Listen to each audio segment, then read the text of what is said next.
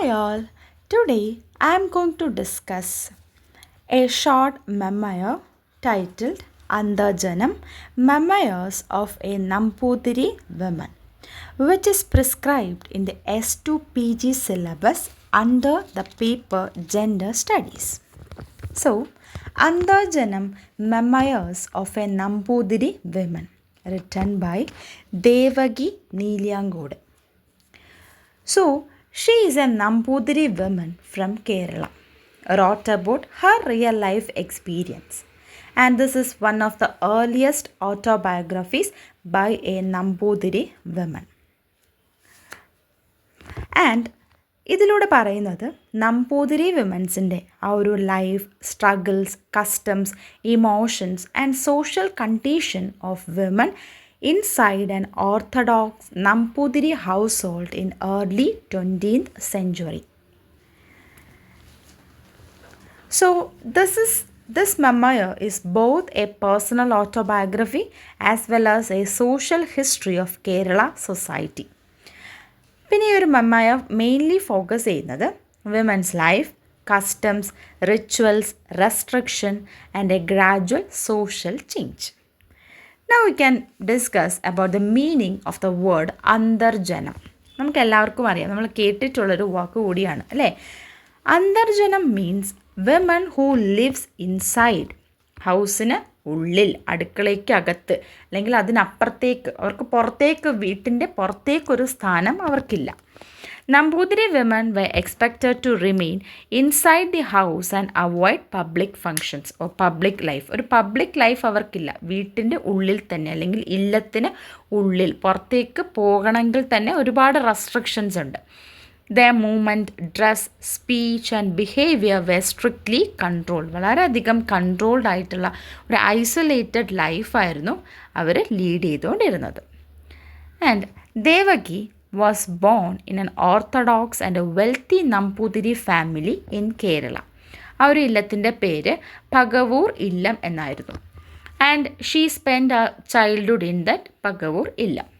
Though wealthy, the atmosphere inside the house was emotionally cold and restrictive. വളരെ wealthy ആയിട്ടുള്ള ഒരു family ആയിരുന്നെങ്കിൽ പോലും വളരെ ഐസൊലേറ്റഡ് ആയിരുന്നു ജീവിതം. ഇനി നമുക്ക് ഗേൾസ്, ഇല്ലത്തിനുള്ളിലെ സ്ത്രീകളുടെ ജീവിതം എങ്ങനെയാണെന്ന് നോക്കാം. അവിടെ ഫ്രീഡം ഇല്ല, little affection and very limited എഡ്യൂക്കേഷനൊന്നും ഉണ്ടായിരുന്നില്ല. പിന്നീട് സോഷ്യൽ റിഫോം മൂവ്മെൻ്റ് ഒക്കെ വന്നതിന് ശേഷമാണ് സ്ത്രീകളൊക്കെ മെന്നിൻ്റെ പേരിലൊക്കെ ഇങ്ങനെ സ്റ്റോറീസൊക്കെ എഴുതി കഥകളൊക്കെ പുറത്ത് വിട്ട്, അങ്ങനെയൊക്കെയാണ് ഈ അന്തർജനം, അവരുടെ നമ്പൂതിരി ഫാമിലിയിലെ അവരുടെ ലൈഫൊക്കെ പുറത്ത് ആൾക്കാർ അറിയാനായിട്ട് തുടങ്ങിയത്.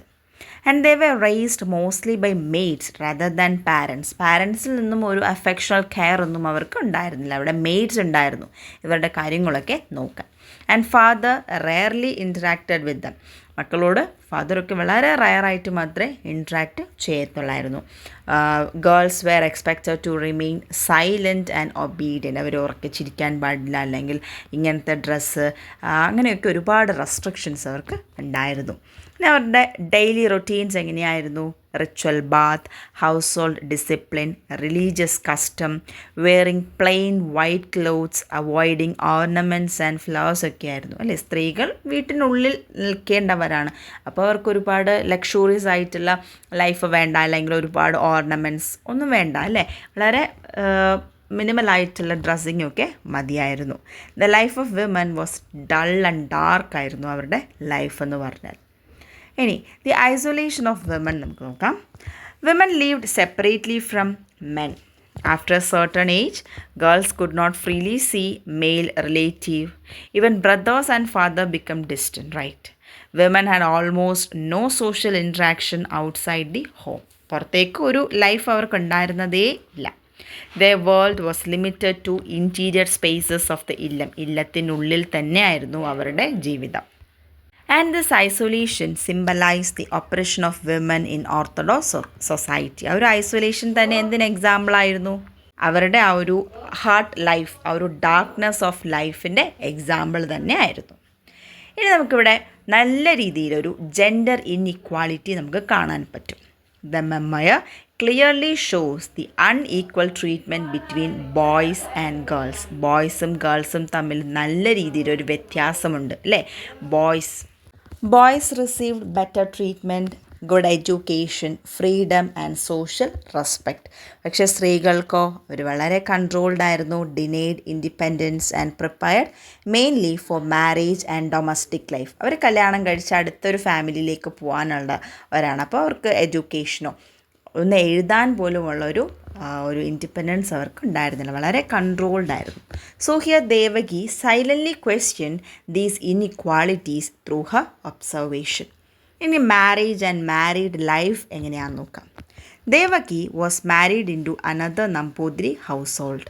Marriage for women was more a duty than a personal choice. അവർക്കൊരു പേഴ്സണൽ ചോയ്സ് ഒന്നും ഉണ്ടായിരുന്നില്ല, അവരുടെ ഫാമിലിയിലൊരു ഡ്യൂട്ടി തീർക്കുന്നു, അത്രേ ഉണ്ടായിരുന്നുള്ളൂ.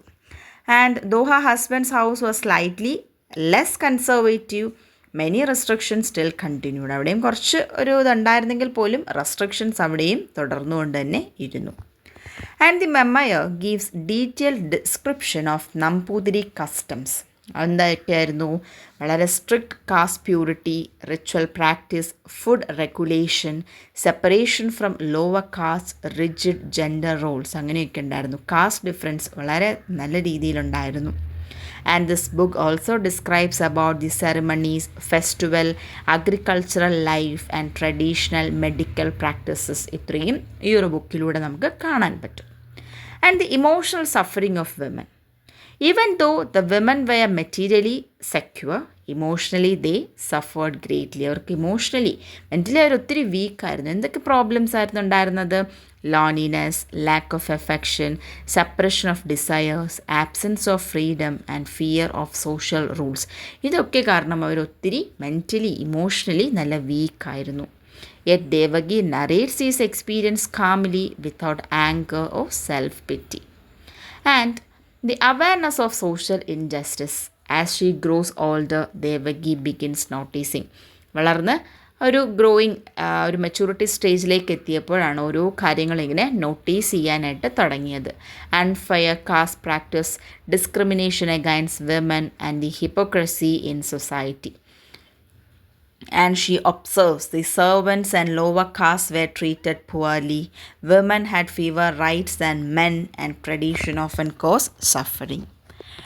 Then ഒത്തിരി ചേഞ്ചസ് പിന്നീട് വരാൻ തുടങ്ങി. എപ്പോഴാണ്? Gradually social reform movement began influencing Kerala society. അങ്ങനെ modern education spread, reformers questioned old custom, women slowly gained awareness, traditional authority weakened. ഇങ്ങനെയാണ് എഴുതാനും എഴുത്ത് ലോകത്തിലേക്കും എഴുതി ഓരോ കാര്യങ്ങൾ പുറത്തേക്ക് വരാനായിട്ട് തുടങ്ങിയത്. ഇനി ഇതിൻ്റെ ഒരു റൈറ്റിംഗ് സ്റ്റൈൽ നമുക്ക് നോക്കാം. Silent and honest narration, rich details of daily life, calm tone, no exaggeration, no bitterness ഒക്കെ ആയിരുന്നു. ഇനി ഇതിൻ്റെ തീംസ് നോക്കാം. Oppression of women. Women's life were controlled by patriarchy and tradition, silence and isolation, gender discrimination, tradition versus change, memory and social history. ഇനി ഒരു മെമ്മയറിൻ്റെ importance.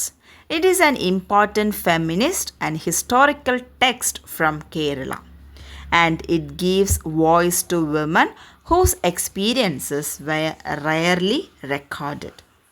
ഇനി ഒരു മെമ്മയറിലൂടെ റീഡേഴ്സിന് മനസ്സിലാകുന്നത് Namboothiri culture, women struggle and Kerala's social transformation. Social reform movement വന്നതിന് ശേഷമാണ് ഒത്തിരി changes Namboothiri family ഇല്ലത്തിലൊക്കെ വരാൻ തുടങ്ങിയത്.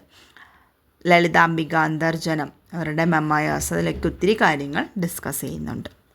To conclude, Andarjanam, Memoirs of a Nambudiri Woman, is not merely a personal autobiography. It is a powerful record of hidden life of Nambudiri women in Old Kerala. Old Keralയിൽ ഉണ്ടായിരുന്ന നമ്പൂതിരി സ്ത്രീകളുടെ ജീവിതം വളരെ പവർഫുള്ളായിട്ട് എഴുതിയിരിക്കുകയാണ് ഈ ഒരു മെമ്മയറിലൂടെ. And through simple and truthful narration, Devagi reveals their suffering, silence, tradition, and gradual awakening of women inside orthodox society. and the Memoir stands as an important work of women's writing and social history. Thanks for hearing.